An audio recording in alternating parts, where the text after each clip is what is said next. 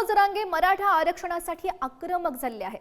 गोळ्या घातल्या तरीही थांबणार नाही मराठा आरक्षणासाठी लढणारे मनोज जरांगे पाटील येत्या 29 ऑगस्ट रोजी मुंबईमध्ये आंदोलन करणार आहेत। गोळ्या घातल्या तरी थांबणार नाही असा इशारा सुद्धा त्यांनी दिलाय।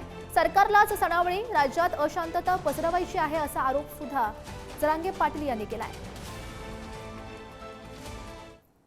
तुम्ही काल एका मुलानं आपल्या आत्महत्या केली, ते करू नका। देवेंद्र फडणवीस साहेबांना विशेष करून सांगतो किती पोरं मारायचे आणखी। तुम्ही संयम मराठ्याचा ढळू देऊ नका। देवेंद्र फडणवीस साहेब तुम्हाला आणखी वेळ गेलेली नाही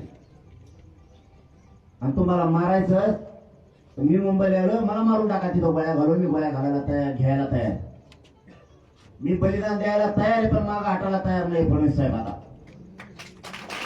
कारण हे बलिदान तुमच्यामुळे गेले, त्याच्या सगळं पाप तुमच्या डोक्यावर आहे। देवेंद्र फडणवीस साहेब ध्यानात ठेवतो। राज्यात अशांतता सणावाराच्या दिवशी सरकारलाच पसरायची। मुख्यमंत्री जाणून बुजून आम्ही शांततेत येत असतानाही हिंदूला त्रास का दिला जातो याच्यासाठी तुम्ही बसवलं का? तुमच्याकडून हिंदू सणाच्या दिवशी हिंदूला टाळवलं, मग हिंदू विरोधी नेमके कोण?